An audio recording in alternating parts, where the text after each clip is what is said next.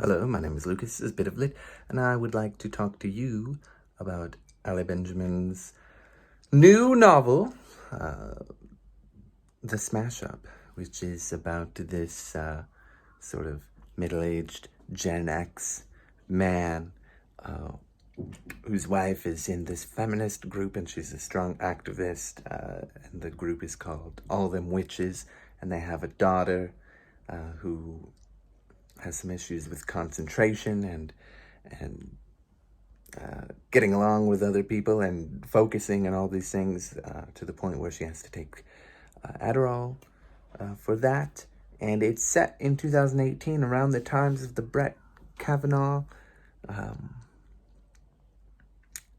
hearings to see whether he will be put into the Supreme Court. And it also has some flashbacks to the 90s when Ethan was part of this new sort of media group with his friend Randy called Brand that took off like a rocket and made a lot of money, and then he backed out because he didn't want to move. He wanted to move to LA, but Zenobia did not want to go there, so he decided to stick with her and then started a family. And this book is rife with literary references. Of course, Ethan and Zenobia, that is a reference to, this couple in the Northeast having family struggles. Sounds a lot like Ethan Frome from Edith Wharton. That's because it is a very modern take on that. It also, constantly refers to T.S. Eliot's The Love Song of J. Alfred Prufrock. I don't know how to say that name, actually. Prufrock? Anyway, there's some other literary references, of course.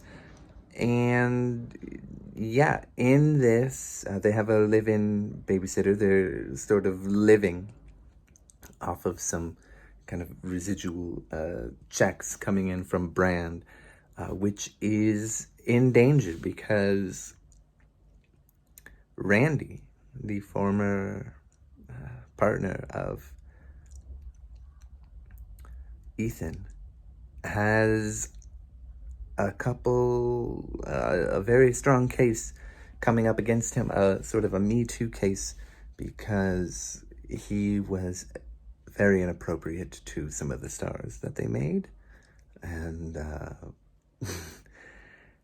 this sends Ethan down the spiral because if that goes through, then Ethan is in some financial trouble because he needs those checks to pay for his lifestyle, for his family, for his daughter to go to Rainbow Seed, which is a private institution. Even though Ethan and Zenobia believe in public schooling, they don't give Alex, their daughter, the things that she needs. For example, they take recess away from her when she absolutely needs that time to play and burn energy and these kind of things, and taking that from her, it's just not acceptable. So they found Rainbow Seed, which is insanely expensive, and there are issues that come from there because Alex has caused some problems for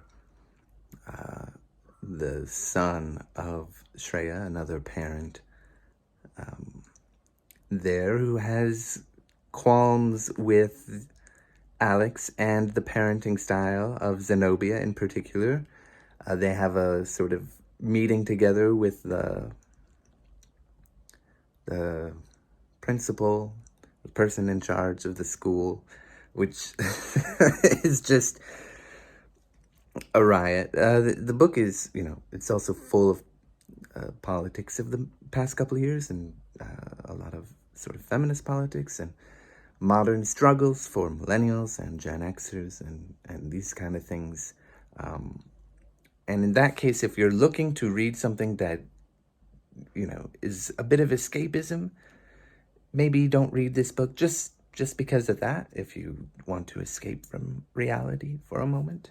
But if you want to see life reflected in that sense, in fiction, so you can feel like, yes, someone is speaking to me or something, then I recommend the book.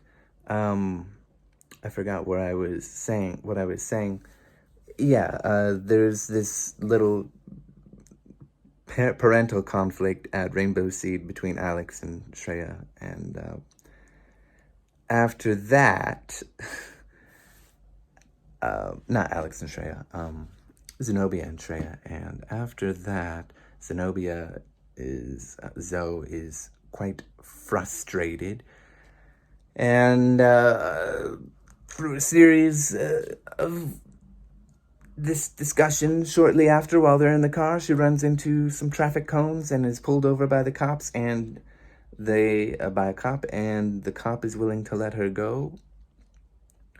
And she gets really upset about that because she feels it'd be unjust if she was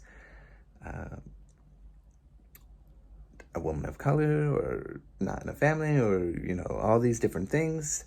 How would she be treated? And she ends up getting taken to jail or to prison or jail for a little bit, and becomes sort of part of the face of a little movement through the help of her attorney friend from All Them Witches. And, Ethan is having struggles with his family, with Zoe, with Alex, with financial things relating back to Randy, who wants Ethan to blackmail this woman.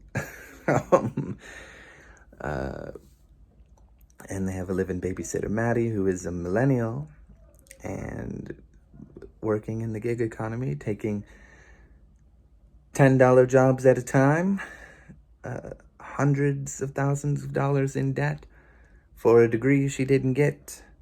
And there is some flirtation going around. The first flirtation Ethan's ever had with anybody since he's been married. Been in a relationship with Zoe. And all these things come together and, dare I say, smash up. Of course, there's multiple meanings for the smash up, but you'll just have to find out what they are for this book. I think it was quite good. I read this actually back at the end of January, not at the end of February, but it comes out February 23rd, and maybe you should check it out. Thank you. Goodbye.